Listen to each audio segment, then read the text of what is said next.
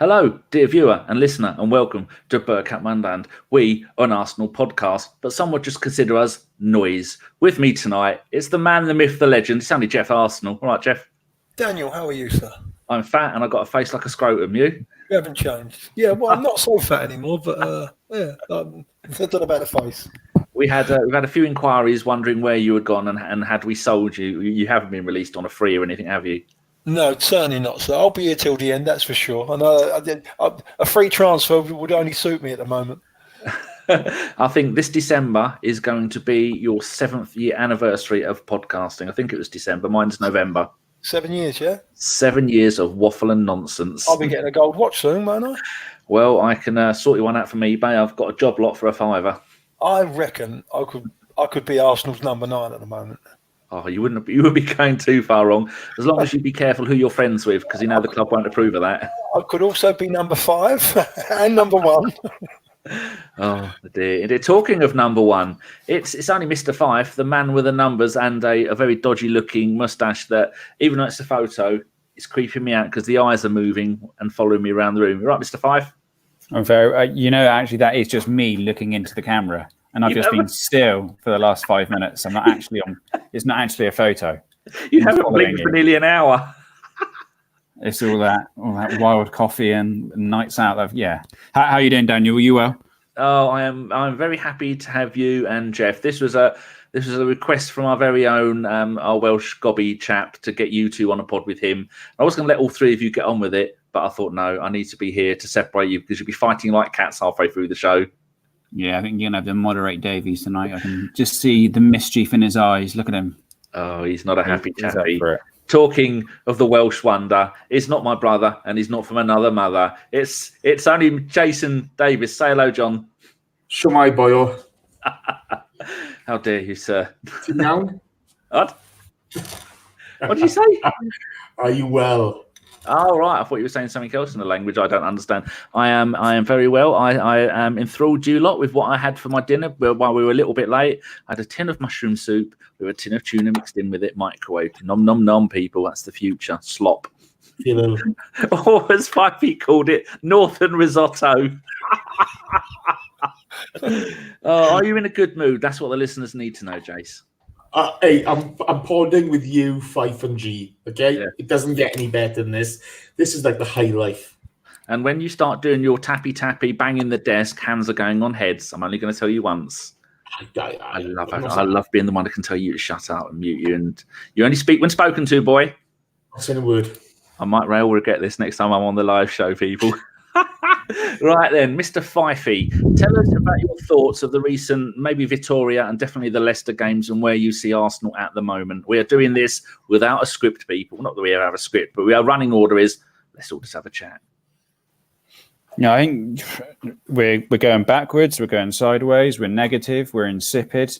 I don't know what Emery's bringing to the table right now. I think if you look at not just the last 2 games, but over the course of the last 6-7 months, he's just changing the formation every single game. Now, I've said a couple of times, I get it, right? You need to change the personnel and change the lineup, keep players fresh, keep players motivated, keep players on their toes. But I don't get why on earth Arsenal are changing their formation every single game. I don't think that the team, there's any fluidity in our attack. We seem to be playing defensive football with players that can't defend.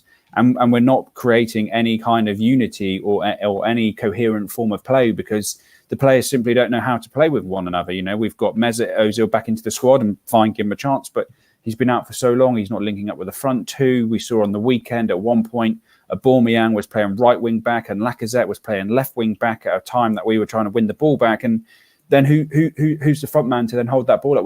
There's just there's no systematic or tactical thought that seems to go into our play. The players, we can have all of the top world-class players in the world, but they still need to be told what to do. They still need to be given direction. They still need an expression and thought from the coach on what's expected and what needs to be delivered. And clearly, I think he just can't communicate with the players and just really confused.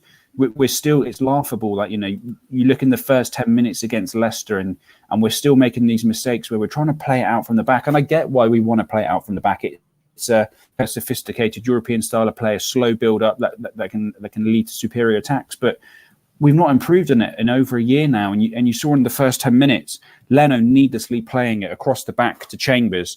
Chambers, with his head down, just smashes the ball out wide to Bellerin, who can't control it, who then gives the ball away, and Torreira gives away a free kick on the edge of the area. We were caught several times. Leicester's first goal, Tielemans just leaves 4 or 5 players behind him, before then getting the assist into Vardy. Where's Chambers? And Vardy again had a poor game. I thought Guendouzi again was very sloppy. He was left dead by Ndidi several times. The strikers aren't linking up. It's just awful right now. By every measure of the game, we haven't progressed this season whatsoever.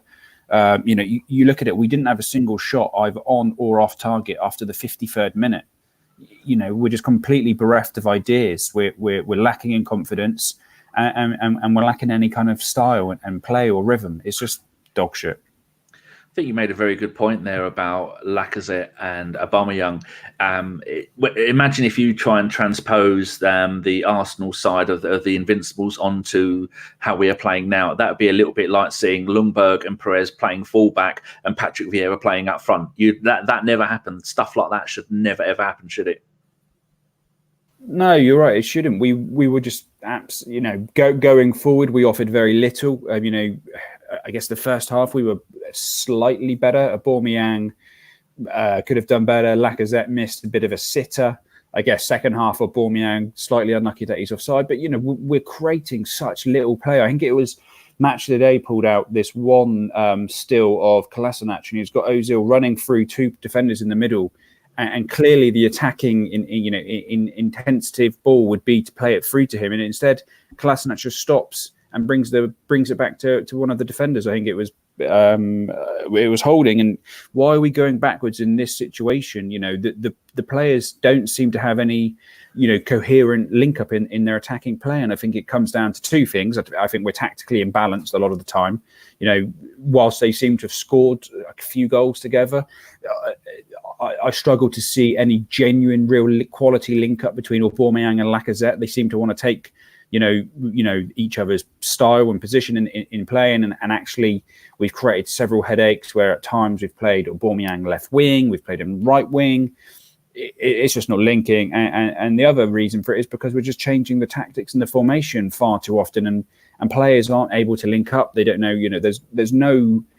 I guess in those peak years of the Invincibles, there was so much rhythm and movement, and actually, I think there was a stat at one of the AST meetings, and it wasn't from someone in the AST. It was one of the credible journalists who comes, and it actually showed that the teams who win the league are often the ones that use the fewest number of players and rotate the least number of times. Now, Arsenal, look at us this season. We don't seem to have. You cannot say from one week to the next.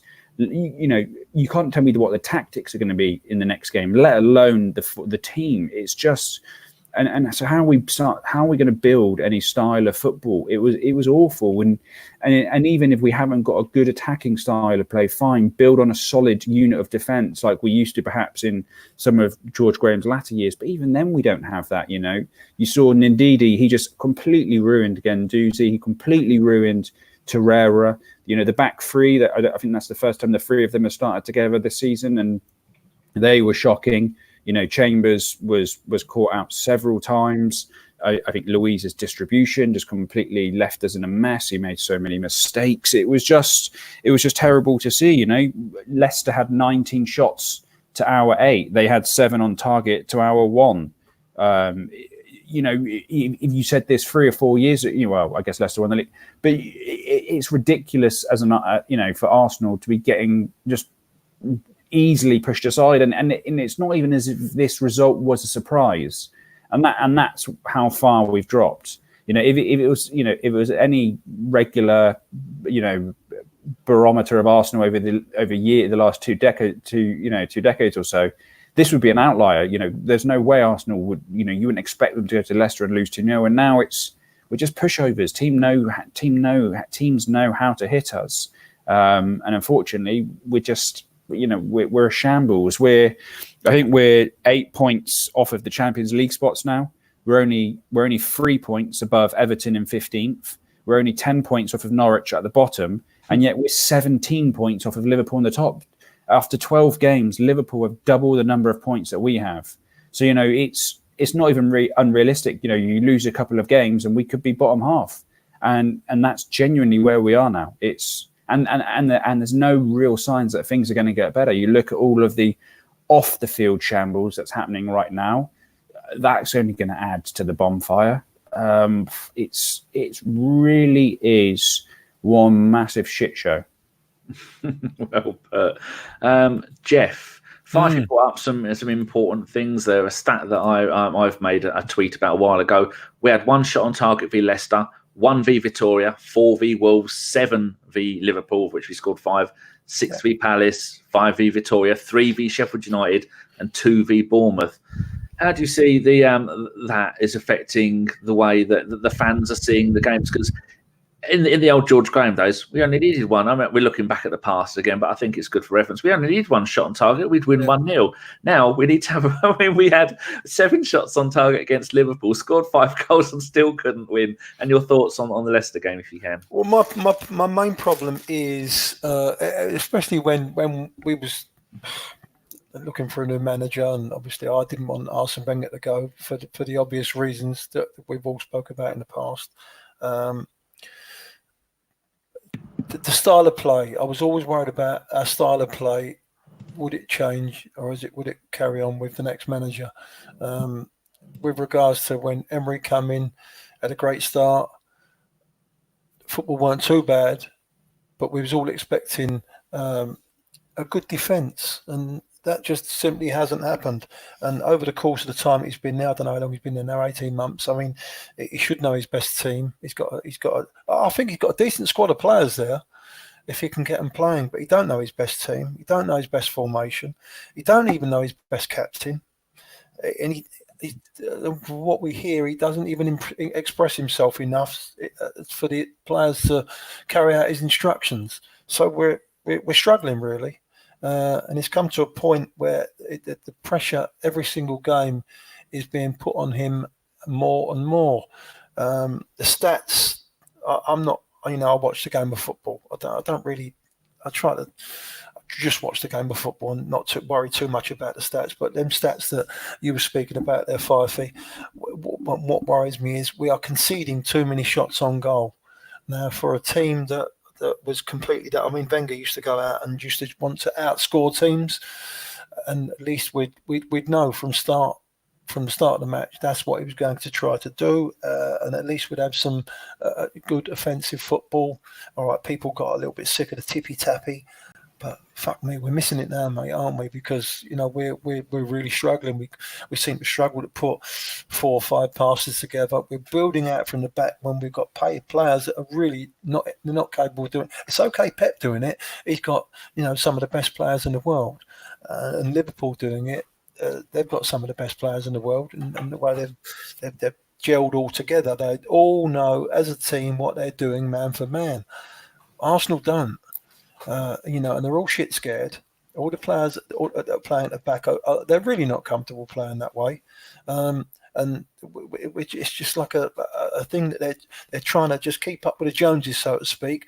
Try and be like Man City. Try and be like Liverpool. And in fact, they just can't do that. And we've got teams now that we're struggling against. We used to roll over every single week. We had it last season when we played Palace. We played, 3 games on the trot, Brighton, and one of the others, Watford. We lost drop points that cost us a Champions League place. And we're doing it again this season. We used to worry about not going away and getting 3 points or nicking points at the likes of Chelsea, City, Man United, etc. Now we're struggling to take points off of the smaller, what we call I say smaller teams, but we're down there now we're in that category when we're between the 7th and 11th. That's the way we're playing at the moment. Our form is not good. I can't see the identity of the team anymore. From what we used to be, and this was the problem. Why I would always have backed Wenger, because listen, at the end of it, of course, it was a little bit stale, and he had to go. But he had so much experience. It's going to be very, very difficult to follow him. And when you rip everything out of it, rip everything out, what the quality of play that he used to play, at least we was trying to score quality goals. And you look at that team that's playing now, I think we're struggling. There's only, you see little bits of it. You don't see like, that the offensive play that we used to get on with before. And I mean, Leicester, I was watching the game. I was like, I'd rather have watched it from behind the sofa because we were just waiting. We was waiting to concede a goal. We was just struggling all the way through the game. We should be going to Leicester and digging in. They're quite loud in Leicester, you've got to try and go up there and quieten them down, pass the ball out, keep the ball, and eventually get into the game and try and nick a goal and go on from there. We were struggling all the way through the game, and it was just waiting to happen. Jace, Fyffey, you got a start you want to come in with? Yeah, it was only because one of the few stats I didn't say, and one of Geoff's points he made, that we're conceding too many shots. You're right, Geoff. We've conceded 197 shots already in 12 games this season. So that's an average of 16.5 shots per game that we're conceding. We're third in the highest number of shots conceded in the league, only slightly behind the mighty Aston Villa and Norwich. It's disgraceful. We can't attack and we can't defend. Leno's made more saves than any other Premier League keeper this year. 45. Is it blocks or saves? Saves, I think. I can't remember. I heard it on Arsene blog earlier, and I thought, that's amazing. He shouldn't be putting under that much pressure, should he? Well, that's because you're inviting the pressure. When you're playing out of the back like that, you're inviting teams to. And they all watch the game. They go through these games with a fine tooth comb, and they see we're not good at the back. They see the players are not comfortable, and they're just saying, "We'll press them." And eventually they'll give you a chance. Arsenal go 1-0 up, they go 2-0 up, as we've done in previous games recently. And that's still never enough for Arsenal, because we'll always give you a chance or a shot on goal. But the problem is, G, funny enough, I was thinking about Saturday's game earlier on, and it reminded me of last season's home game against Tottenham, okay? When the second half, he switched to pushing Lacazette and Aubameyang out wide and having Ramsey coming up through the middle with his engine and ability to get up and down, causing havoc. Now, he's gone for that on Saturday, okay, with Guendouzi and Torreira, who, let's be honest, talk about vastly overrated. It's beyond belief, okay? Guendouzi is not smooth with getting the ball out. He's not comfortable taking it in tight situations. All too often will stand by a marker, and he hid on Saturday on numerous occasions. Torreira is not great with the ball at feet. Okay, we actually missed Granit Xhaka on Saturday. Okay, so you haven't got two good quality ball playing midfielders who haven't got good movement, so playing out from the back is tough.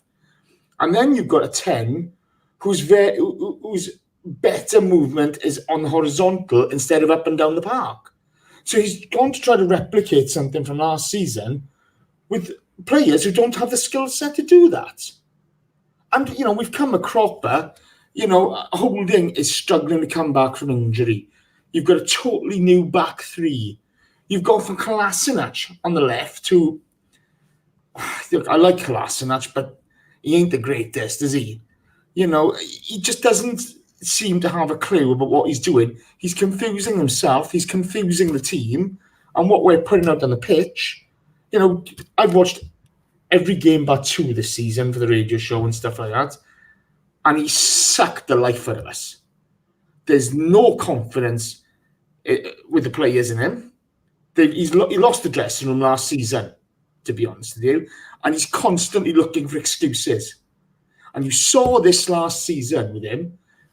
After the end of the season, he spoke about the Ramsey injury, and he said, Ramsey demanded to play against Watford. Well, you had no problem dropping him 3 months ago. So why now are you listening to demands? The guy is constantly looking for excuses. He's out of his depth. And let's be honest, boys, we can all see it. So as far as Raul and Edu and co are concerned, okay, they're a joke at the moment because, they were all taking the limelight with the transfer window in the summer when everybody's excited about Pepe, etc.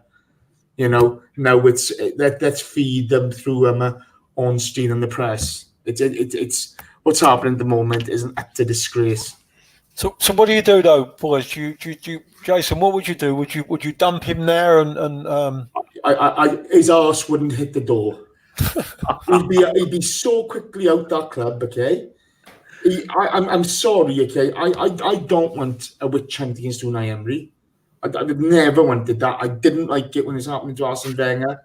I didn't like it when it was happening to Mustafi. Didn't like it when it was happening to Xhaka. But for the love of God, okay, don't tell me that Unai Emery is happy in the position he's in at the moment. He's getting well remunerated for the job he's doing. He'll be all right. He'll find a job that'll suit him, but you've got to get rid of him and get rid of him now. Very true. Some very interesting points. So that's everyone's opening gambits. So the rest of the show is just going to be a slobber knocker free for all. The thing I was seeing that amazed me during the game, which I thought was a good idea when I first saw it, Aubameyang left, Lacazette on the right, and then Ozil playing in the middle. And I thought, well, that's fine. So Dad, he did that against Spurs last season, okay? And you had Rambo coming up the middle at home, okay? And that's what created all the confusion. When he brought Rambo on as a sub. At half time, yeah. That's what created all the confusion. But you haven't got anybody with the engine to get back up and down, and you haven't got the midfield with the technical ability to feed the ball forward or the movement to receive the ball. Let's be honest, we played our best last season when Ramsey was playing, right? That's a huge loss for us. We haven't, as Jason says, we haven't got anyone now with that engine. But he was, I know a few of us have had our disagreements with Ramsey over the years, but he was the one true modern central midfielder we had. He had that capability to create, but he was also combative. He was the Gerrard, the KDB. He had everything in his game, and our midfield has completely dropped off since he's fallen out or since he's moved on. And that for me is depressing. And what's more depressing about the situation is, we got absolutely battered for 90 minutes by Leicester in my book. And, you go back to that 2015 summer and that 2015-16 season, Leicester went and won the league that season. And since then, they've had to completely rebuild a whole new team. And look at them now. They've got probably an even better side that plays even better football than what they did 3 years ago when they won the league.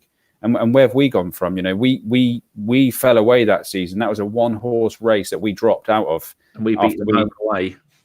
Yeah, and we still lost it. But then we should have won the league that season. That was probably for me when it was clear that Wenger needed to leave after that horrendous summer in 2015. But since that point, we've only gone backwards. I think read out some pretty horrendous stats earlier. So if a team like Norwich can win the league, make some key sales, and then go and galvanise and come back again to a point where they're probably unfortunate that they're now behind the two best teams in the world, but they're 1 point ahead of where they were the league now than the season they won the league. Like for me, they're fundamentally a better side. They play attacking football. You look at that front four of Vardy, Barnes, Maddison, and Perez, and I'd take pretty much all. Maybe not Perez, but I would take certainly Maddison, Barnes, and Vardy into the Arsenal team right now. You look at Ndidi in midfield; he's fantastic. Their wing backs, Ricardo Pereira and Chilwell, they completely bullied us throughout the game. Look at players they've sold and had to replace over the time. They've just been so efficient and effective with their business. Whereas we've just been, a laughing stock, and we've just been a shambles now for so long. But it felt like we always somehow managed to salvage it somehow. More so under the Wenger years, but falling off bad now. And I think as Jason says, we need to just be clinical. Let's not keep eking it out. And I think the fact that we keep eking it out is what's leading to all this nightmare situation that's going on in the press with Lacazette and Aubameyang liking Instagram posts they shouldn't be liking, and Xhaka going, it's just leading to, we're just building a soap opera, a needless soap opera. We've got an international break now coming up, and you find actually teams that get rid of their managers at the start of an international break tend to do quite well because they get a little bounce from it. and it gives the players enough time to kind of internalize that and to come together as a group and move on ready in time for the next game. So for me, this is now a perfect opportunity just to make a clean break, put their hands up. It didn't work, and go out there and get the right man, or give it to someone who can kind of steady the ship until we find that man. Do you want me to read out the stuff from Ornstein and from the club? Go on, in. Bearing in mind, guys, if the season carries on like this, okay, we could be 60 points off top at the end of the season. 60? Yeah. Fucking hell. How'd you come to that stat? Well, we're 12 games gone. Okay, we're 17 points behind. It's just extrapolating it. So, leaked via Ornstein. Arsenal boss is 100% behind Unai Emery. Deny considering change or talking to candidates. Plan to review in summer. Cronks and execs offering full support. Won't react to noise. Feel results will improve atmosphere and think AFC on the right path. Then Sam Dean the next day, obviously there was furore over the noise comment. So Sam Dean next day released a tweet saying AFC say that Raul Sanlehi and Vinay sorry. My apologies, Vinny. Should have left that to me. Yeah, met with staff at a pre-planned meeting. This is what they said. We are disappointed as everyone else with both the results and performances at this stage of the season. We share the frustration of our fans, Unai, the players, and all our staff as they are not at the level we want or expect. Things need to improve to meet our objectives for the season, and we firmly believe Unai is the right man for the job, together with the backroom team we have in place. We are all working intensively behind the scenes to turn things around and are confident we will. We never take our fantastic support for granted. We hope we can all stick together and get behind the team in this challenging period, as together we are stronger. I've never heard such a load of bollocks in all my life. It sounds to me that it's like the old school kiss of death vote of confidence, doesn't it? That you hear coming from a board or something just before they're ready to sack a manager.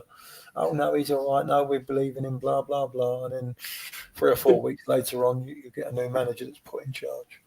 I mean, it's just PR guff, right? And what's also insulting, this PR as well, that they've thrown this psychologist under the bus and said it was his fault about letting the captains being chose by the players, because he advised Emery it would give a sense of leadership to the team, and they've also blamed this psychologist, saying that it was his idea that, I don't know, apparently members of our backroom staff are now giving the pre-match huddle in the changing rooms, and we're acting like the All Blacks.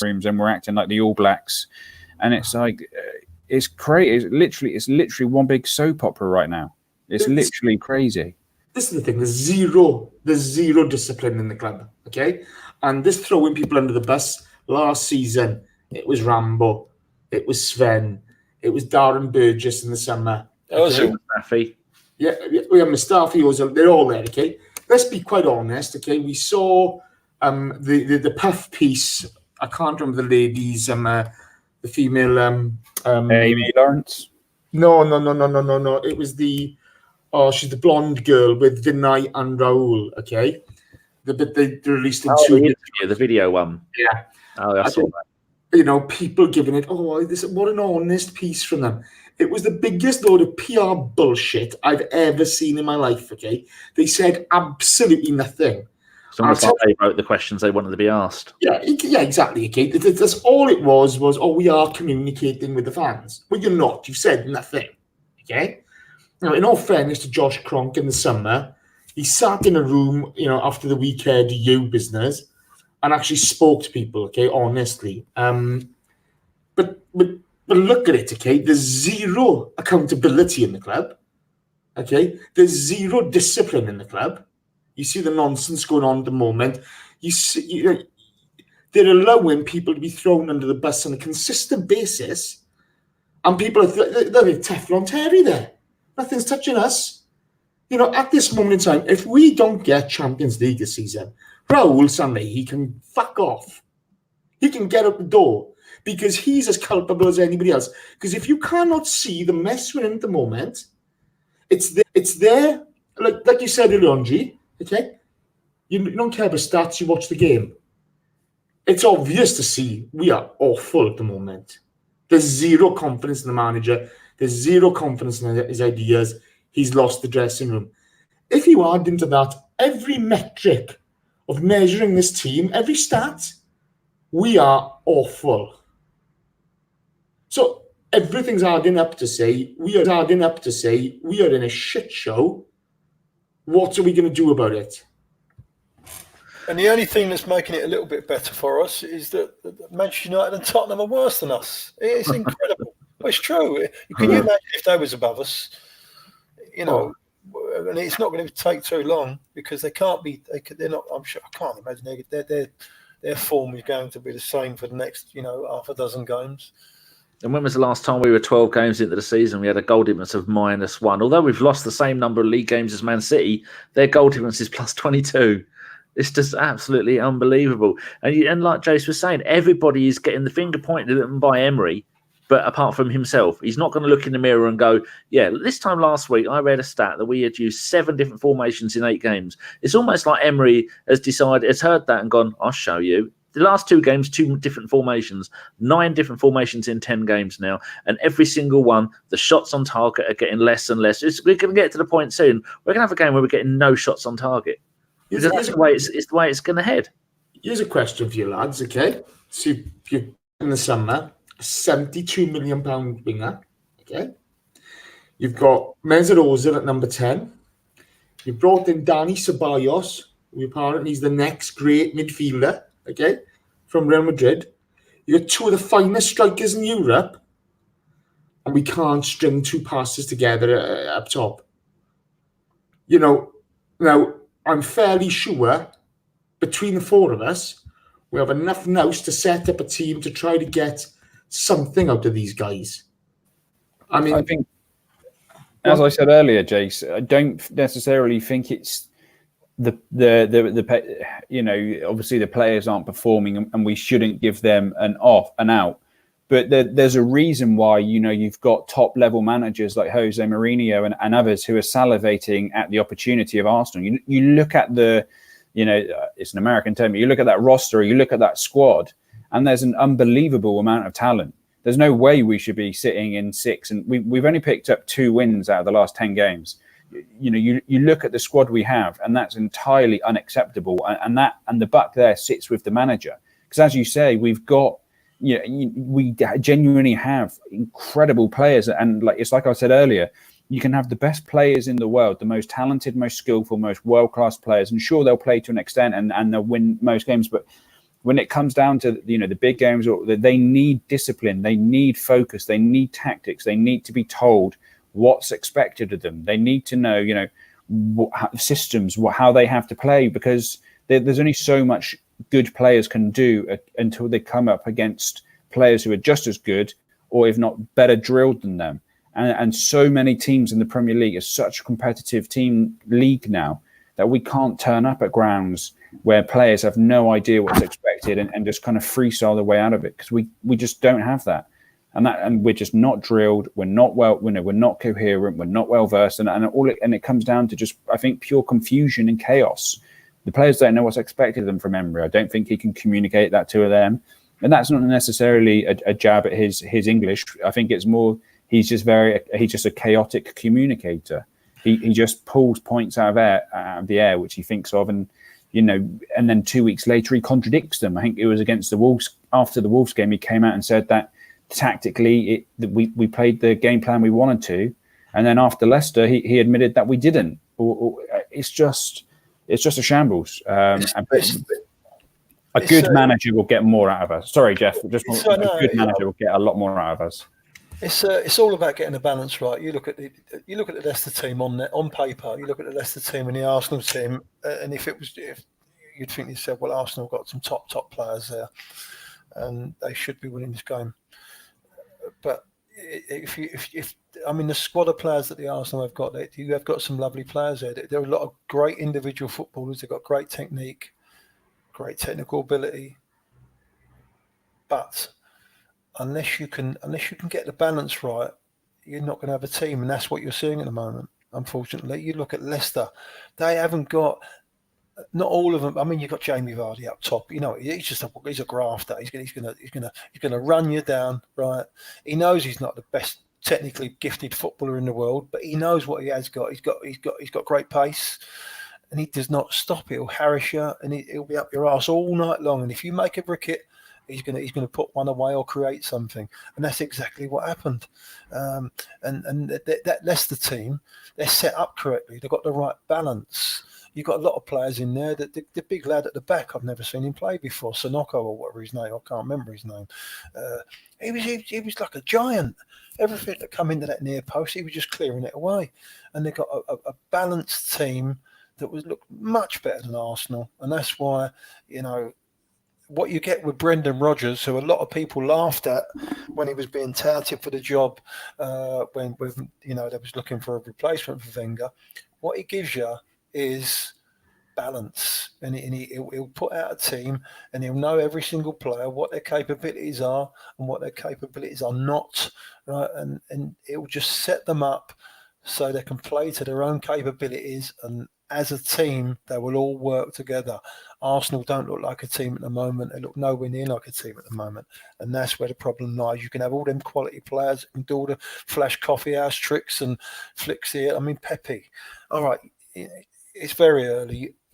I do think there's a player in him, but he needs to be in a team that's playing really, really well and scoring goals and you know, going forward a lot. Every time he gets the ball, unfortunately, he's got a player up behind him and he's not facing towards the goal where he can do the damage, or he's getting it on the halfway line where he's not. His play's got to be in going towards the final third when he's one-on-one against a lad where he can take him on and do whatever. He's getting the ball and he's thinking, well, I've got no better player. I can only go back to Bellerin or wherever the right back is at the time. You know, there's not a lot of running off the ball. There's a lot of players that are hiding. And that's where the problem lies. It's because there's no balance in the side, and until you get a balance, you need some bread and butter players in there, like the old Ray Parlour, and you know, players like that who would get you through. Get the game by the scruff of the neck. They're not the best players in the world, but you do need a sprinkling of those players that will just get you through the game when it's not going well, and get you up the pitch. But we just haven't got that at the moment. We've got no real leaders on nothing. Thing is, Geoff, you know, our problems really stem from that midfield area. Okay, you know, when you say they're not the best players in the world, that's our midfield at the moment. You know, he's relying on a young kid in Guendouzi, who's nowhere near got the skill set yet, or the mental attributes to sort of dominate the midfield, and he's chucking him in there week in, week out. He's left Torreira on the bench all too often. You know, Torreira and Xhaka formed a decent enough partnership at times last season, okay? Well, why hasn't he tried that again this season? Guendouzi's got no discipline whatsoever. He's all over the place. You know, he nearly kicked off the game by giving away the most stupid penalty I've ever seen on Saturday. And not for the first time, you know. Everybody lets him get away with it. You know, if that was Xhaka doing that, there'd be another witch hunt on for them. But no, he's got long hair. It's Guendouzi. You know, this guy switched off and been responsible for more goals than Granit Xhaka has this season. But, you know, everybody ignores that because he's the darling. Your midfield's been unbalanced. It's been poor. Danny Ceballos turns up. He's only been good against one half against Tottenham and one game against Burnley. Other than that, he's a total show pony. But when you got those four players you mentioned there, Ceballos, Torreira, Guendouzi, and who was the other one you mentioned? Xhaka. All right, Xhaka's been there for a long while. To be honest with you, I don't think he's good enough to play for Arsenal. But yeah, everyone's got different opinions, right? But for me, Xhaka is not an Arsenal player. He shouldn't be playing for Arsenal, but you know, that's what it is. But when you are relying on the youngsters like Guendouzi and Torreira and Ceballos, who hasn't really, you know, he's come on loan. those three players are heading up Arsenal's midfield. If you're going to do that, all right, listen, if you're the manager, that's fair enough. But then play them every week so they know what they're doing with each other. Right? You can't keep on chopping and changing, because you look at all those top sides. You look at the top 3, top 4 every single season, right? The spine of the team. They'll have they'll have the goalkeeper, they'll have the 2 centre halves, they'll have the 2 holding midfield players, and they have a top centre forward at the top. And they will play every game they're fit. They won't play in the League Cup games and the Europa League games or whatever, right? But that you've got to have a spine of the team that is balanced, and you can fit all your coffee house tricks around them, the players you can bring in and bring out. But we haven't got that. It's chopping and changing. We don't know our arse from our elbow some weeks. It's ridiculous. I absolutely agree, Geoff. Okay, I absolutely agree. You know, as Fyffes said earlier on, you know, your best performances last season, okay, game of Xhaka and Rambo in the middle. Okay, they complement each other. Unai Emery has not tried to form any partnerships in that midfield. Like Gav used to say, you need that strong box, 2 good centre halves, 2 good central mids, okay, who form that core. You know, it's as important as the spine. Yeah. And looking in that second half, so like you look in the second half, right, and we talk about the midfield being bullied. I think it was in about the 50th minute, Ndidi, he hits the bar. And that's all come from Torreira being completely bullied by Ricardo Pereira, who just leaves him for dead. Then you know, 10, 15 minutes later, the first goal, you know, you've got Tielemans picks up the ball and he just leaves 4 midfielders for dead. You know, you've got 4 players stood right next to him. He just ghosts through all of them, you know, and there's a lovely flick from Barnes back to Tielemans, who just plays a simple ball across our defence. All 3 defenders pulled out. Chambers nowhere near Vardy, slots it in. 3 minutes later, Gray's being brought on, and he just runs through Guendouzi, leaves him nowhere. Vardy should score, you know. And then a few minutes later, the second goal comes, and again Ndidi, he's just completely bossed Guendouzi. He's bossed Torreira. Bellerin isn't close enough to Maddison, and it's 2-0. And you know, in that second half, Leicester really could have got a third or a fourth. As Jason says, they probably, you know, they were very unfortunate not to get a penalty in the first half because of sloppiness from Guendouzi, and you know, and that kind of sloppiness was all from a free kick, which was again sloppy play from Chambers and Leno trying to play it out from the back. Torreira losing it. Bellerin losing it, and Torreira giving away a silly free kick. It's just headless football with midfielders that, you know, aren't disciplined, you know, and attacking players who aren't creative. And it's just sad. It really is sad. I think that Leicester result was very flattering for Arsenal. I think it really could have been 4. Honestly, you're right. You know, they've hit the cross. They hit the crossbar. They missed several very good chances. Yeah, I know we missed a sitter with Lacazette, but they missed. And I guess the worst thing is, Geoff, as we say, it wasn't even unexpected. So this is the thing that annoys me, boys. Okay, is we've all watched it, and you know, I've listened to a couple of other podcasts now since the weekend. We did the radio show, and you know, the general feeling is the same with everyone. We're lucky to get out of there with just a 2-0 loss. We were awful. We were terrible. We're playing poor football. Nothing's happening. And then you see these sort of press releases via Ornstein, via Sam Dean, etc. They're not going to sack this guy this window. This international window. They're not going to sack him. They are going to give him apparently another 6 games or whatever. But there's enough evidence already this season and the end of, and to be honest, even during our winning run of 20 unbeaten run of 22 games last season, the football was fucking awful. It was terrible. Cardiff City home was embarrassing, okay? Fulham home was a joke. Right? This guy has shown time after time after time he cannot string a performance together. He relied on certain players last season. You know, let one of them go to nothing to Juventus, and they expect us to trust him. You know, we're lucky we've got Aubameyang. If we did have Aubameyang, mate, we'd be 14th and 15th. Unbelievable, isn't it? But then they're describing us as noise. As noise. And that was left in there on purpose. You know, Ornstein doesn't leave the word noise in there. In sort of quotation marks, okay, because it's a mistake. That is not a mistake. That's what was relayed to him to be put out there. You know, and we're described as that. I got to be honest with you, boys. Emery hasn't got a fucking clue. Raul, I think he's full of shit. I think he is an absolute shyster. He is an absolute shyster. You get away with a lot at Barcelona because of the name of the club. The president's the one who drives most things there, you know, and the agents will just decide who's coming in, etc. When you got that sort of power, I think Raul, for me, if we don't make Champions League, Raul Sanley, he's got to go. He's got to get out of this club because he's an absolute. I think this guy's an absolute joke. I think you go for it, Geoff. Yeah, no, we obviously we knew there was going to be it was going to be difficult for someone to follow on from Wenger, but you know, that was one of my things that I didn't want to delve into being one of those clubs of being a 3-year turnover of managers every time.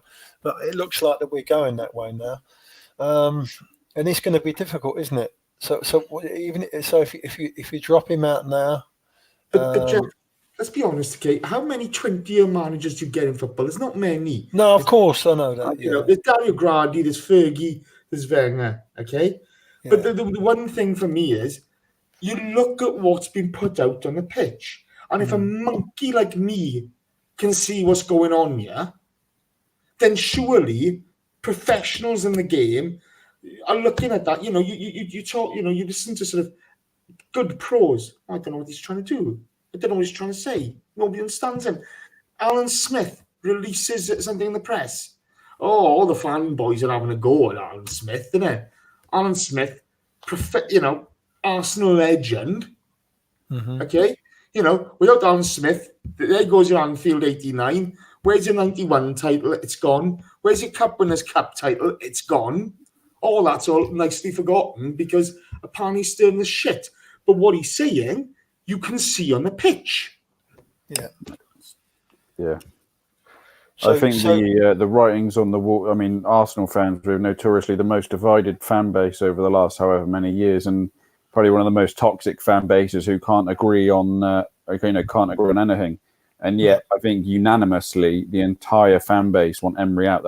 I can't think of, there can't be more than 1% of fans, and I genuinely mean that hand on heart. There can't be more than 1% of fans who want Emery to remain. I always don't like making the comparisons between Wenger and Emery, and I'm not going to do it on a football level. But even at Wenger's worst, even when he was at his lowest, there was still a good 20% of fans who backed him till the end. And, obviously a lot of that was because of emotional support for him and what he'd given us over the years. But, there are people who will disagree with each other to the day they die on every single thing and every single topic. And yet now everyone is brother in arms pretty much about it's time for Emery to go. And that for me is, that's gobsmacking. Who would you punt for, Fyffey? Oh, before you answer that, I can delete one of the questions. Right, where is it? Someone sent it in that very question, Geoff. Yeah. Where's it gone? Obviously, it's off the top of your head, and I'm not, I'd love to see Allegri. I mean, Allegri doesn't play a fantastic style of attacking football, but he will sort us out defensively. Now, I would rather we had good attacking football. It's kind of tough to see which manager that's available right now is going to come in and bring us a style of attacking football. So for me, logically, if we can't get that, we need someone who can at least come in and shore us up. And I think Allegri's the man to do that. Hold on. The question is from Menaz Kazemi. Says, can we explore the possible managers to replace Emery? There you go. That's one question I can now cross off. Yeah. That's a good point. I mean, I think there's going to be. I think there'll need to be a caretaker manager between now and the end of the season, because any manager that I think that we'd want is Emery unemployed at the moment? Yeah, he's still not found a job. Okay, but any top manager that I think that Arsenal would be interested in, they've got to be in a job at the moment. And, it's going to be very difficult, isn't it? You're going to have to try and nick someone off of somebody. I quite like Nuno, the Wolves manager, to what he's done there. It might be similar to the situation when Wenger come in. Nuno seemed like he's got that Portuguese league covered. He's backed by huge amounts of Portuguese money. There's no way he's leaving Wolves. Well, you never know. A team like Arsenal is a lot more prestigious and a lot more glamorous than. Not on the pitch, we're not. No, I know, but the history that goes with it and everything else. But if I hear one more person say Brendan Rodgers, you are not going to get a bloke who's walked into a job, done miracles in 8 months, going to leave them and come to Arsenal. That's never going to happen. I don't even think he'd go to somewhere like Man City or Liverpool if they wanted him. They have all the money in the world. That's never. I think that point's been overplayed. I got to be honest. I think if you go knocking and make a play for Rodgers, you can get him. Okay, would he leave? Maybe he's get him. Yeah, of course you can. Look, maybe he's invested in the project. Okay, absolutely. Maybe he's invested in the project. It depends who they want. Okay, Allegri for me. Yeah. Okay, as Fyffey says, it's not swashbuckling football. I don't think we need swashbuckling football at the moment. I think we need cohesive, intelligent football and somebody who's going to develop players. Because under Unai Emery and Casido, I've not seen one player develop well. We at least need a brand or a style, right? That's what we need. We need some unique, coherent way of playing football where the tactics don't change every game. The players know what's expected of them. They gel and create partnerships, and they create a way of playing and a winning style of football. And if that's defensive for now, then so be it. That defensive style of football won Serie A for Juventus under Allegri, 7 or 8 seasons in a row. We shouldn't turn our noses up at anything is better than this. Absolutely agree. And the thing is, as well, these players need confidence. Okay, they are devoid of confidence at the moment. Okay, you look at they're like little children on Saturday. It's all right. It's all right playing that free flowing football, and of course, it looks lovely and everything else. And like you said, 5 feet. I mean, I'm a man of a certain age, so I've seen many Arsenal teams, Bertie Mee under George Graham, and the George Graham teams. We weren't the most swashbuckling team in the world at the time, but if we scored a goal, it was more or less game over, mate, because teams just could not score against us, and they would just give up. And we need to be organised. And if you've got to start at the back, well, I mean, what's the quote? Forwards will win your games, but defenders will win your league titles. Yeah. And it's true. It's organisation. Championships. Yeah, it's just you've got to get organised. That's one thing that Arsene, God bless him, he wouldn't compromise. It would just forward. He weren't too concerned about it. He would always think that we'd outscore other teams, and eventually it caught up with him. And that's why he's not at the club any longer. He didn't move on. So here's the sorry to interrupt there, Jason. I was just going to say, just to do justice to the question, here's the 12 most favourite managerial odds given by Ladbrokes, if you allow me. Jose Mourinho 4-1, Luis Enrique 6-1, Freddie Ljungberg 7-1, Mikel Arteta 8-1, Massimiliano Allegri 10-1, Brendan Rodgers 12-1, Patrick Vieira 12-1, Arsene Wenger 16-1, Nuno. That's like his aggregate against Bayern Munich, isn't it? Nuno Espirito Santo 20-1, Eddie Howe 25-1, Titi Henry 33-1, and 100-1. It's Tony Adams. So some interesting. Where am I? I can't see you in the top 500, mate. But I'll keep scrolling and come back to you in an hour. I'd like to make a point, if I can squeeze this in sideways. We need to remember that we are not the Arsenal of old. If you're looking for a partner in life, the older you get, the less picky you have to be. Back in 2004, we were a 10. We could get any manager, any player on the planet. As the years have gone on, we're no longer a 10. We're a little bit flabby. We're going a little bit bald. I know some of the ladies, John tells me, like a bit of grey. We're no longer. We're maybe a 6 or a 7 at the very best. You take into consideration a wanky owner that doesn't give a fuck about the club other than money. He's got more money than sense. He's one of the richest people in the world. And then you've got the fans. I mean, I'm thinking of, I want to go manage Arsenal. There's so many, not the majority, but there's so many gobs on sticks that are going to make your life a nightmare. Then you look at the squad. Some of the squad is okay, but some of the squad is an absolute nightmare that don't do their job. And then you go and look at an Allegri. Allegri can walk into any job on this planet. He can. The Bayern Munich job is available. Is anyone telling me that he's going to go and look at Bayern Munich and go, yeah, I'm going to win the German league for the next 3 years that I'm there. I'm going to have a good run at the Champions League while I'm there. I'm going to have more money than any team in the Bundesliga. He could go and get maybe Spurs, but they've got apparently the greatest team that has ever played in the Premier League. You've got all these other clubs, and they're in the Champions League, and although they don't spend much money, you take all these things into consideration. We ain't getting the best grapes on the bunch. We're going to get the withered ones. We're going to have to bake dudes. That's why the second one's in that list: Freddie Ljungberg, Mikel Arteta. People like that. That's the kind of people we're going to end up going for. Jose isn't going to come here, because you also have to remember, if a name is going to come and manage this club, that name is going to want to bring all of his own staff. He's going to want to bring £150 million transfer budget. All the players you got there now, I want them all out. I want my own lot in here. And that is, and the manager, the owners are probably looking at that going, no, we can't afford to do that. No, we'll just stick with what we've got for now. And just clueless. I think you've hit the nail on the head there, Danny. I think that's one of the big reasons why the club are now so adamant they want to stick with Emery. And I think, as you say, rightly, it's the financial implication of, if we become a club who, I know Geoff mentioned earlier, one thing that he, I guess, didn't want to see is us changing manager every year. Yeah, I think that the club actually wouldn't mind changing manager every 3 years, but what they don't want to do, in my opinion, is change the manager every year, because that's when you get to the point that you become a Man United, and that's when you have all these random collections of players on the books who've been brought in by various different managers with various ideas, and the players don't add up, and yet they're huge transfer fees, huge wages being amortized, because year after year they're making terrible or uncoordinated decisions. And I think that really must scare the shit out of the club. And that's why I think we'll see them stick with Emery till the end of the season, unfortunately, albeit I really don't think they should. But this is the thing, there's a couple of points here, where any top manager will have his own team. That's just the way it is. Okay, because if you sack Emery tomorrow, he takes his team with him. They all go. That's just a fact of life in modern football, okay? Bill Belichick says not even great players can overcome poor coaching. And you can quite clearly see at the moment our problem is on the coaching pitch.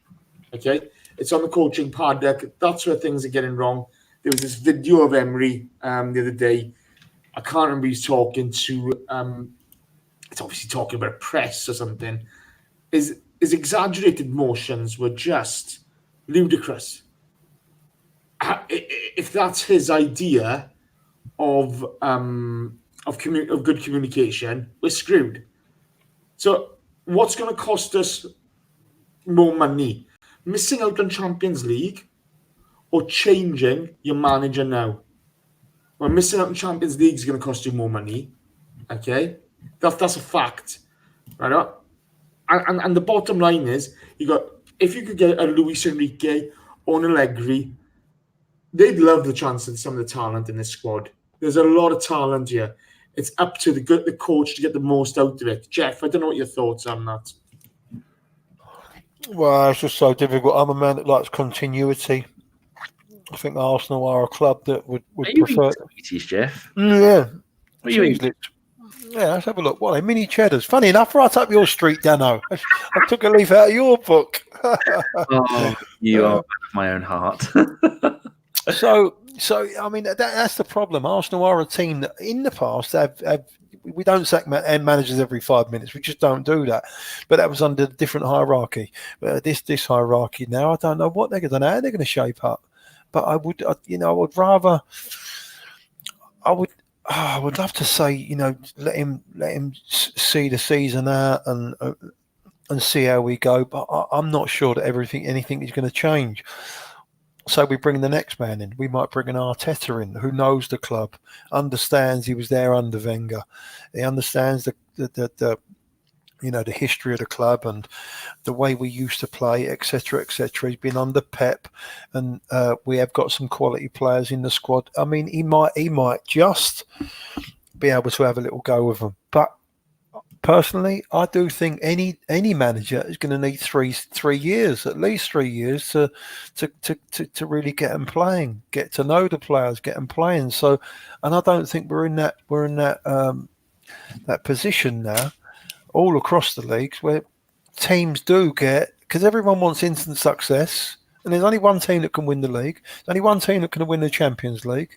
I mean, you look at Spurs; they've had their best team in 50 odd years. And they've still won fuck all. It's very difficult. I do agree with that, Geoff. But ultimately, and you do need to give managers time, right? You look at Liverpool. Look at how there used to be Arsenal fans that used to mock Klopp at the start of his reign at Liverpool when they, I think they came fourth and they were a little bit rocky at times, and even some Liverpool fans doubted him. And now I think he's probably the best manager in the world, and I would have him in a heart. I really, really regret the fact that Arsenal never took the chance when they had on him. And, he was available and he quite clearly wanted to come to Arsenal. That's something I think the club probably regret. But ultimately, that aside, and I do agree we need to give managers time. One thing with Klopp and why Liverpool always stood by him was because he had a clear vision, and Liverpool had a clear identity and a way of playing football that they knew if they stuck with it, there was a good chance something would come good, and it has. Whereas with Arsenal, we don't have that. And what's worse is you look at the weekend, Rodgers has only been at Leicester since when did he come in? Was it March? February. So he's had 8 or 9 fewer months than Emery to try and stamp a style of football and a brand of football into that team. And lost their best centre back. Yeah, they lost their best centre back. And he's done it fantastically. He's got them organised. He's got them attacking. He's got them playing with, an arrogance and a confidence that, that Arsenal used to exude. And so I get it, but there's managers out there who are galvanizing their teams far quicker than what Emery is.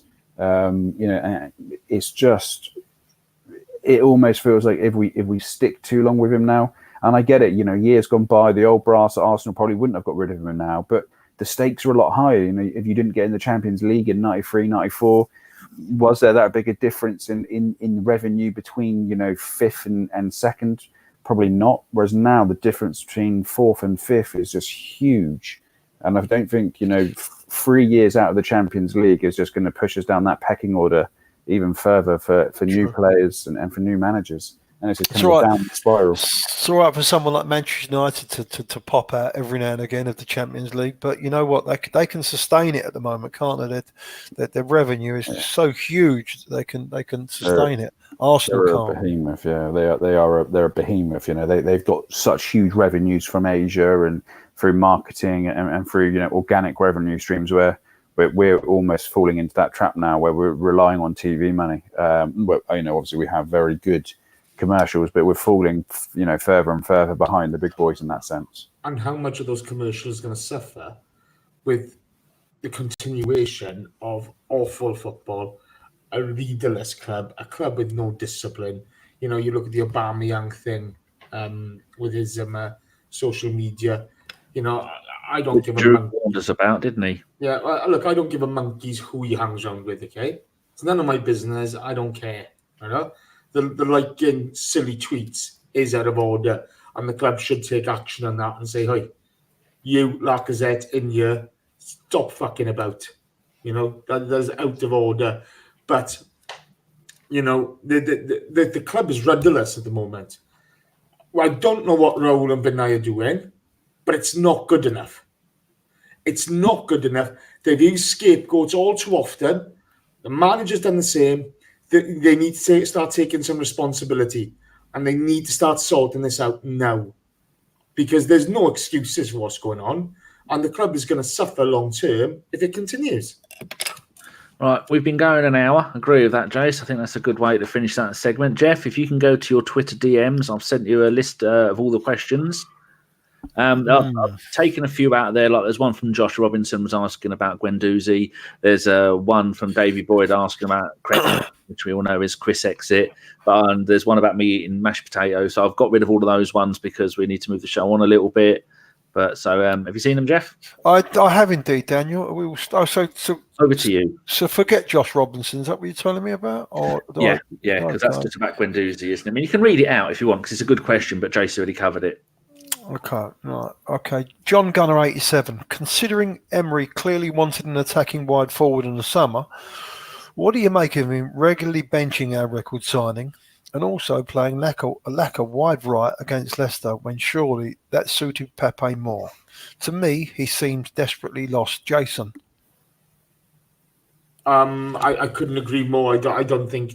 Look, I don't think Unai Emery would know a player if I fucked him. Okay. Genuinely, I think I don't. He's not up to it.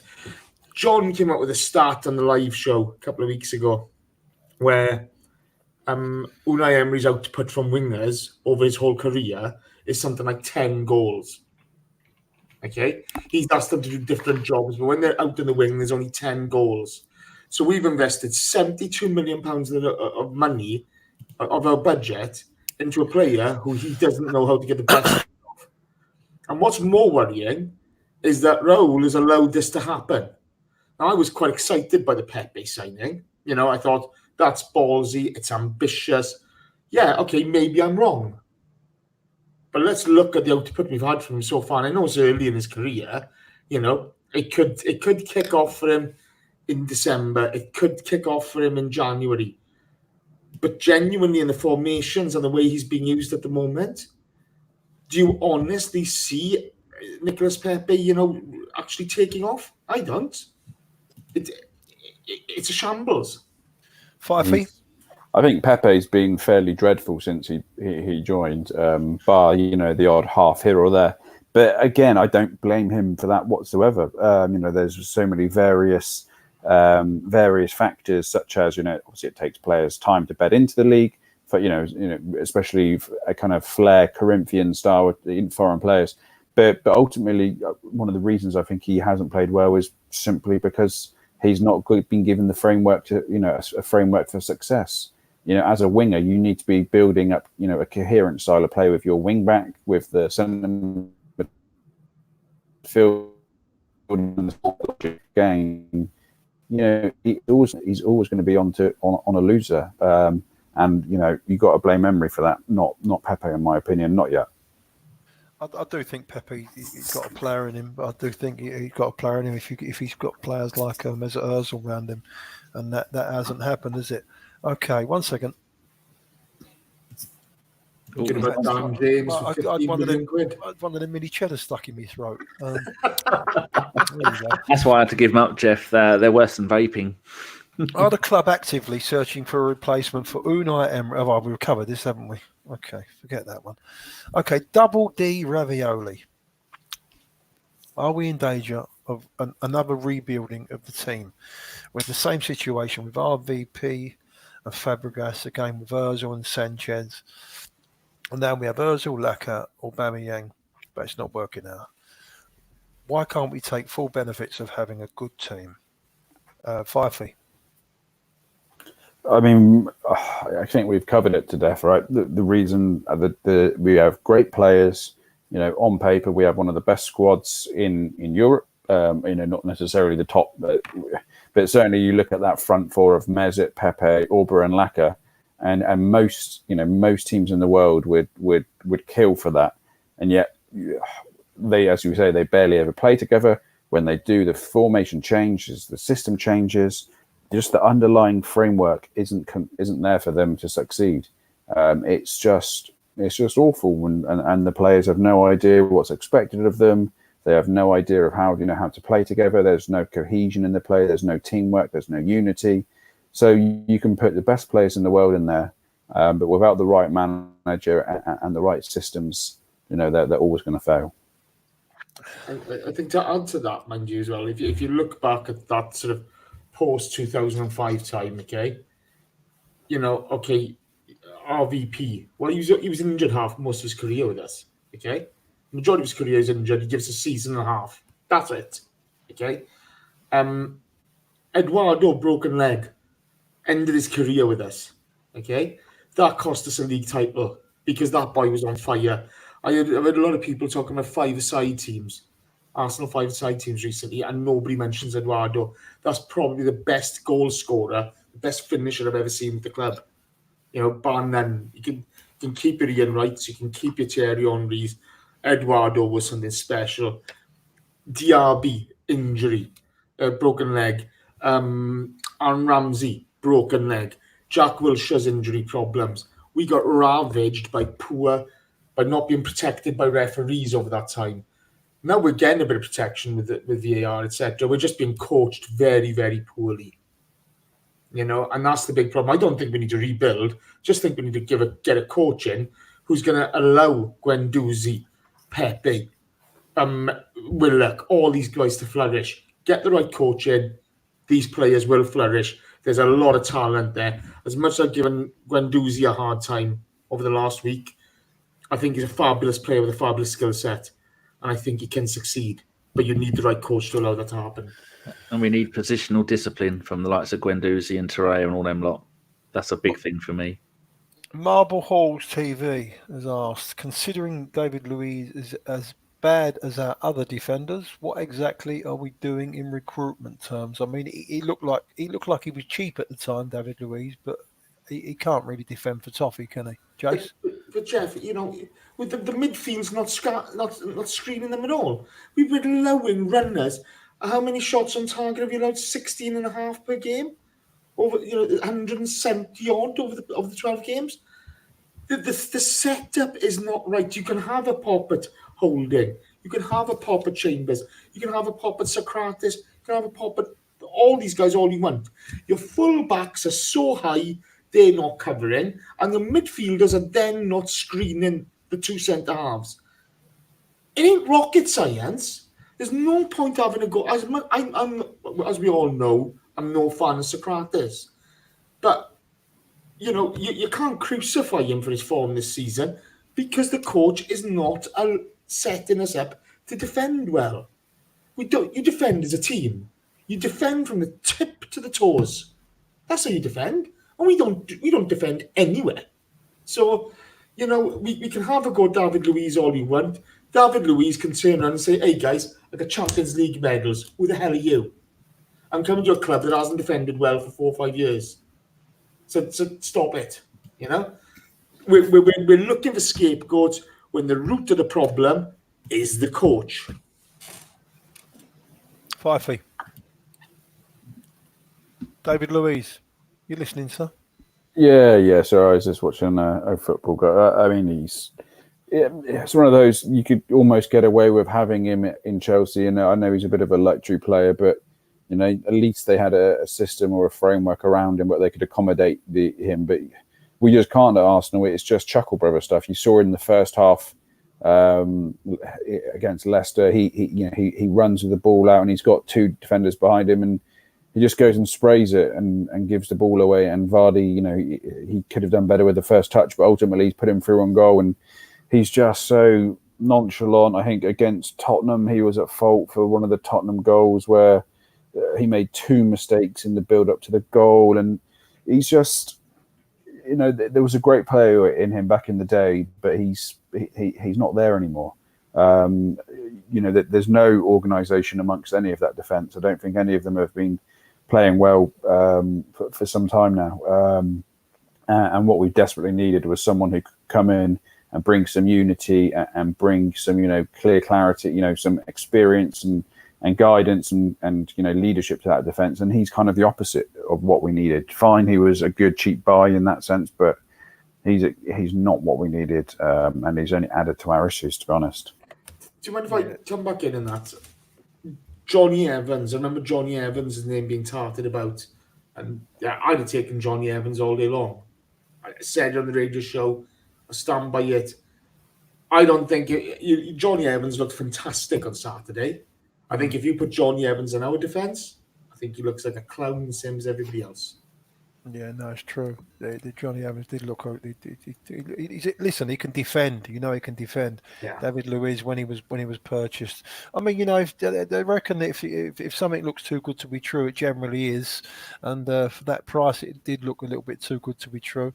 I consider David Luiz. I'll tell you what it is. He's not a good defender, and he's not a good midfield player. He's like something in between, and. He's nowhere near good enough for Arsenal. Anyway, he's a champagne Mustafi, isn't he? Yeah. He's got all of the mistakes with a little bit better technique, and that's about it, really. I bet he's a brilliant five-a-side player, but you know we play 11 aside in our game. Manev, he is asking, do you think it will finally be a player mutiny that pushes the board's hand to sack Emery? He has upset quite a few senior players, so. Is that on the cards? Is that? I mean, you think, Jace, that the player mutiny will it kick off and I be the last straw?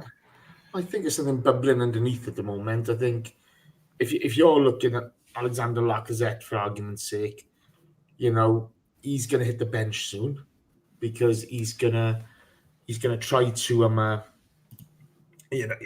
he's not fitting the way things are working at the moment.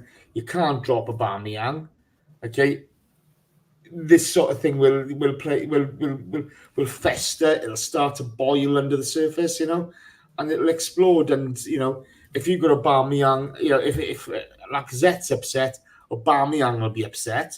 He's showing a bit already with his social media sort of business yesterday. That you know.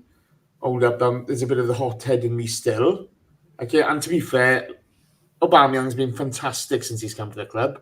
You know, he's made a mistake with that post yesterday, but, you know, we're all allowed a mistake now and again. I think it will. I think, you know, you can't have, you know, he didn't rate Ramsey, now he doesn't rate Xhaka. You know, it's too many senior players. You know, it's too many senior players you're upsetting.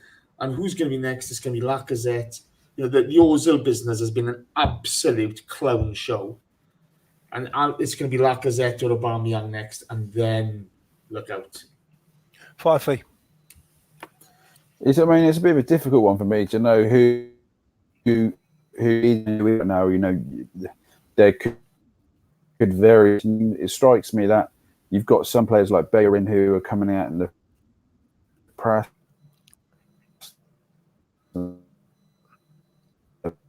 Fyffes on Wi-Fi. Yeah, I think he's struggling there a little bit, isn't he? Can you hear me? Can't hear you, Fyffes. Your Wi-Fi's let you down. Go on, try again. Hello. Yeah, go on. Yeah, I mean, it's hard to know whether there is. No, he's gone. C5, this is why I say no Wi-Fi. It's mugged you off after 77 minutes. Have you moved? For fuck. Yeah, I moved into the bedroom. Oh, well, there you go. That's what's wrong. Apologies. I'm in a small basement at the minute, so I have to move out of my. You're up for Fyffes Forum. Who's doing the Fyffes Forum in a minute? You'll be all right. Hopefully he is. All right, we'll have one more. Mank Goonian. Yeah. Seeing as we have no leaders and the captaincy is basically a popularity contest, do you think Bellerin would have been a better captain? As fans and players respect him, and being Spaniard, he could have been a good fall for Unai on the language barrier stuff. Jace. Don't tell him he's muted. Sorry, apologies, boys. I think that's a fair shout, actually. I think the one thing we have seen from Hector since coming into the team when Debussy got injured is his continuous growth as a player and a human being. I think he's measured. I think he's sensible. I think he leads by example. And I think he's got all those kind of leadership. He ticks all the leadership quality boxes. So I'd agree with that statement. I think it's a good shout. Not for me. He's got to get his place back first, and I don't think he's nowhere near playing how he should be. He's taking a while to get match fit, isn't he? Yeah, you know what, mate. I'm still not sure he's good enough for Arsenal as a right back. He might be. At the moment, he might be all what we've got. But you know what? Chambers ain't done a bad job out there. I think he's one of the most improved footballers that we've had at the club for the last few years. Pound for pound. But Fyffey, what's your Wi-Fi like now? Fyffey Wi-Fi. I mean, it's crackling away. The hamster's going. Can you play right back? I mean, right in the. I'm a centre midfield man myself. Right, the one last one, Cactus Cash. What has happened to the press? I.e., the press, the high press. What has happened to the press? Why don't we deploy it? Do we just not have the personnel to implement it? Fyffey, I'll go with you. And we did good pressing football for many a decade now. Anyway, we've had players over the years like Thomas Rosicky and that Alex Oxlade to press, but we've never. I think we saw maybe a few games last season when we pressed, and we certainly pressed in the first game of the season against Burnley. But I just don't. I've not seen us. When you look at the intensity they pressed with at Dortmund and what they do with Liverpool now, you look at some of the pressing used to instill in his earlier Chelsea teams. I think we've said it quite a few times. Certainly, I've been on. Attack is the first form of defence, and the fact that it's just sloppy how in Aubameyang or Lacazette or Mesut let opposition players, just easily coast through them, and within and especially with how fast attacks can build in modern football. I think what was it from Liverpool scored from 7 or 8 seconds after potentially giving away a penalty. We can send from transition from one side of the pitch to the other so much faster than they used to, that we actually now need to we now need to be much more intent in our closing down to try and prevent it. And it's just we're just awful at it. We're genuinely awful, and it's something that I can't see improving anytime soon, especially now that Rambo's gone. I think the big thing with that as well is, in order to have an effective press, you have to have a stable set lineup. Because it's something you practice on a regular basis. It's like the old thing with Georgie Graham and tying the back four together to work in unison. A press needs time to develop. It's an integral, organic team skill. It's something that you have to learn. Somebody's going to lead it one time, somebody else is going to lead it another. With the chopping and changing, it's exactly the same as everything else with Unai. He hasn't got the courage of his convictions to carry on through with the lineup or to carry on through with the tactic. He's too clever for his own good. Therefore, the press is never going to develop into an effective tool for us because there's no stability in his vision, let alone his actions. Is that the end of the questions, Daniel? And I think it is. Yes, Fyffey, are you able to go into another room, or is there other people in the other room? No, there's certainly too much noise. All right, okay. So you're not able to do Fyffes Forum then? Because we can't hear you. I think that says it all. Jace, do you want to do Fyffes Forum for him? Where are they? They're in our Twitter DMs in that group that I set up. Thank you everybody for your questions. Very good. WhatsApp, is it? Oh, no, Twitter DM. I'm sorry. The link for the show was. So thank you very much for your questions, everybody. We took a few out that we'd already covered, so if you didn't hear yours asked, that's because we covered it during the show. I tried to slip in with one about the manager during the show, but I failed spectacularly, so I wasn't going to interrupt their flow anymore. Go on then, Jace. I've got to be honest, I feel dirty doing this. This is a Fyffey. Especially when Fyffey's here. But Fyffey's here, so I'm going to do it for him.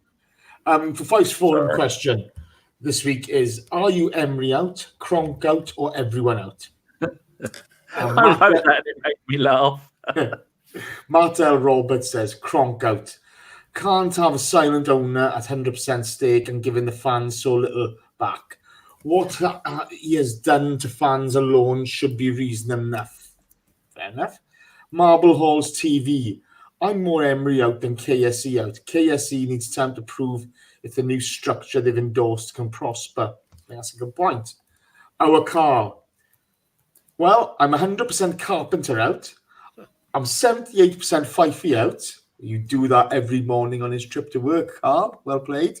Also, 100% Emery out. Oh, also, fuck Ellis. I think that's fair enough. He's done quite well there. Mark J. Fine says, fuck Emery.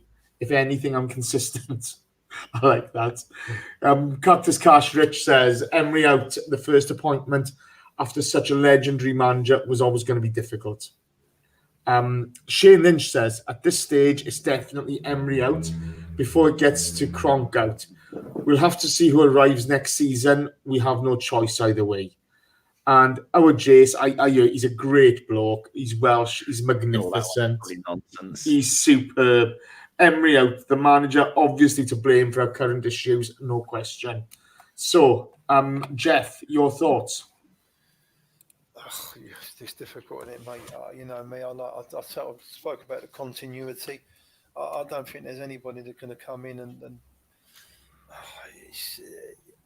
you're going to have to give them. What do? You get a man in. What do? Give him a 6-month contract? You can't do that. There's no manager going to want to come in and give. So I think you're going to need to wait until the end of the season and see how we go. It's Fyffey. Burn it all down and start again. That's my Oh, thoughts. now you can hear us. Fuck's sake. You just didn't want to do your own bloody corner, did you? Go fuck yourself. No, it's a vanity project. I can't do Fyffes Forum. One doesn't like to blow one's own trumpet. Hey, mate, I heard your wedding speech. You blew your own trumpet, all right. Oh, I did. You were magnificent. Thank you, mate. I appreciate that. But yeah, no, genuinely, I'd burn it down and start it. Well, no, I wouldn't. I'd keep the board. You would keep Raul and keep Vinay. You can't. I think that they delivered on their half of the bargain in the summer. And I think they've brought in a couple of Louise perhaps not so much, but within the budget that was given to them. And let's be clear, they're working to some pretty tight financial constraints compared to some of our competitors, and they made some very creative deals. I think we've seen Raul come in, and I get what Jace has been saying throughout the pod, and I can see why there's skepticism of him, but he's really changed the way in which Arsenal work. We've seen relationships, rightly or wrongly, being built now with super agents where they weren't for years, and there's a lot that needs. I don't want to dig out Wenger or Gazidis, but clearly, when what's been inherited, I think there's no ill feeling in saying that what was inherited by the new guard at Arsenal was a fairly lopsided squad full of issues. Players like Mkhitaryan earning large wages because of panic contracts, and Mesut Ozil getting panic contracts, and we've had a large number of shit players on the books, and players now, top players who are being bought are going for way beyond our budget. So, to go and get some creative deals done to the likes of Pepe, working with Jorge Mendes and getting some of the players off our books. Okay, fine. None of us wanted to see Ramsey leave, I imagine, but there's certainly other players who we were glad to see the back of. I think there's a huge rebuilding project, and I'd certainly say we should give them some more time or cut them some slack, because I do think that actually this summer they proved their worth. And I think with for what Chris says, Saliba is playing very well out in France, so perhaps they've identified a good player there. But for me, the real elephant in the room or the stumbling block is Emery, and he's the first issue that's got to go. And I think there's so many more managers out there who could come in, and with this group of talent, they could get far more juice out the grape. I think the big thing as well, when you look at, everybody's calling Emery Unai's man. Well, Raul and Sven convinced Ivan to sign Emery. Okay, so they're just as invested in Unai as anybody else, or Raul is rather. But there's no shame in Unai failing at the Arsenal. Okay, it happens. Not every manager fits a certain club. So there's no shame in failing. The only shame is going to be if we let it drag on too long and don't make the change at the right time. And that's my one worry, you know. Right, there you go, people. Has everybody answered that question? I think you all have. Let's see. We've got 53 seconds. See if we can get this done in an hour and a half. Right. You lot have a think about who you want to give your gentleman's nod to. The podcast's gentleman's nods go to the people who have donated during the live shows. It's all going for Movember. Michael Hahnemann, Jim Howson, Michael Hahnemann, J. Rob, Petito 100, David Marr. Actually, talking of David Marr, because he donated there, I'm going to read out a tweet that he sent to the podcast. Are we worse without Xhaka? And Jason is a legend. That's the kind of nonsense you make me read. Is he even smiling? I'm not looking. There we go. I knew he'd be fucking smiling. Scumbag.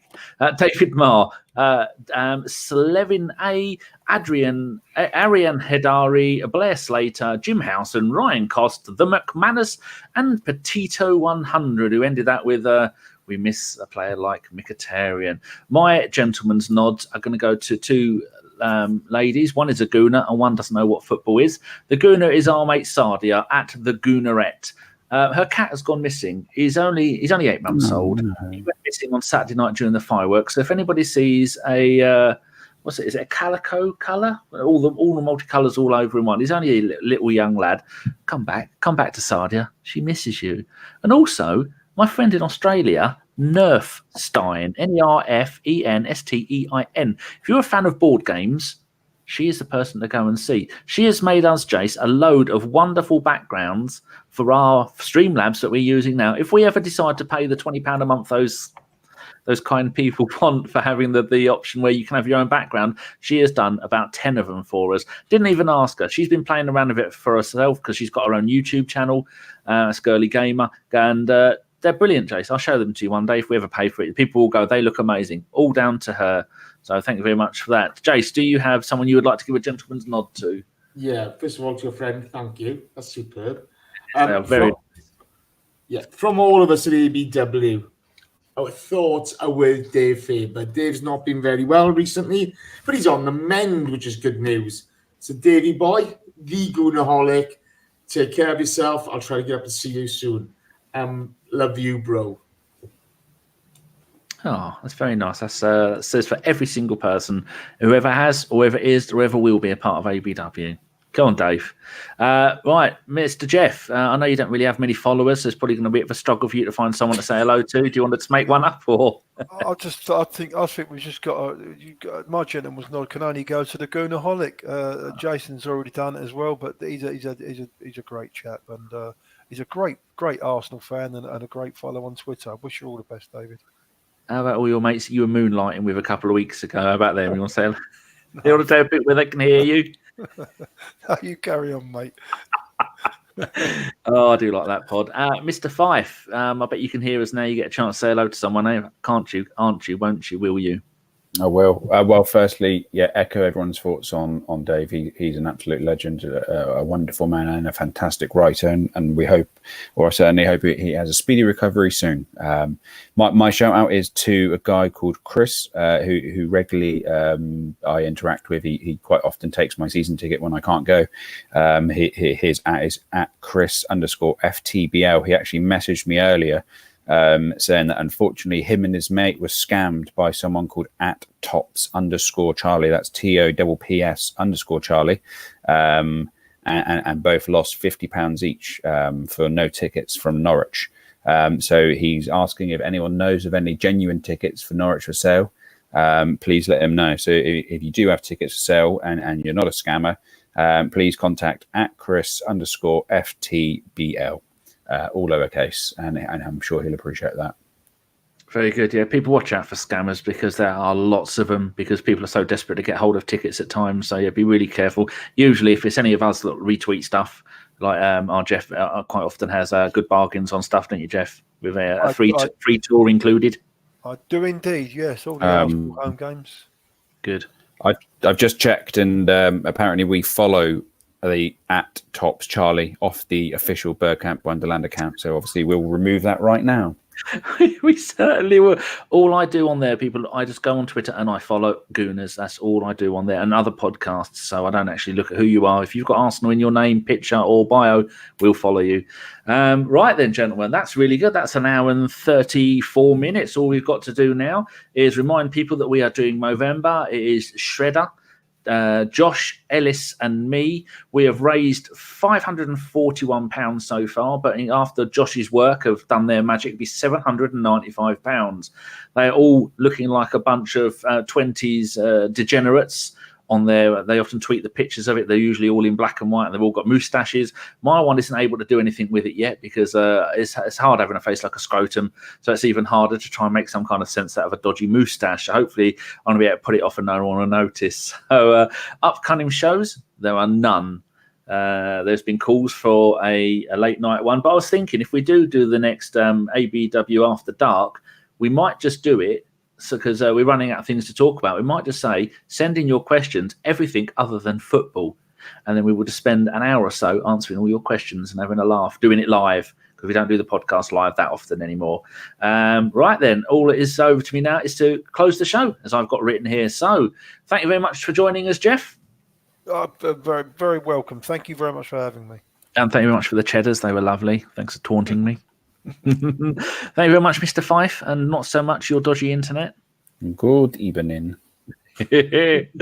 And finally, Mr. Davies, thank you very much for your time. I just enjoyed tonight thoroughly. It's been too long since I've podded with these two idiots. It's not very often you get to speak your mind, is it? The world needs more Davies. That's what they do. Let's be honest, okay, guys. Right now, if I was in charge of this planet, it would be a better place. Fucking wouldn't. It would. No. I'm lovely. No, you're going to apply for the Cardiff job, Jace. Fuck, I hate Cardiff City, mate. I just burned the place down. On those lovely, calming, healing words, we will end this week's podcast. Thank you very much, dear viewer, for watching 10 p.m. Go and listen to Ian Lee on Talk Radio and tell him I said hello.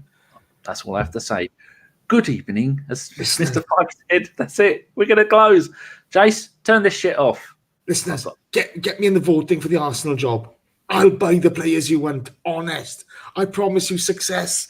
Oh, I will finish Champions League. We'll win the league. Jace at the helm. You'll make Arsenal great again and build a wall at the back. All it'll be is not in goal and who's that? Peter Nicholas on the wing. No. Dan James in straight away, okay. Rambo back in the middle, okay. Wayne Hennessy at the back. Kolasinac walking down the side of the pitch with a bat. We'd be all right. We'd be all right, boys, I tell you. And my defensive setups are superb. I bet they are. Right. Jace, turn this shit off. You're the one recording, mate, not me. Shh, don't give away the magic. Sorry.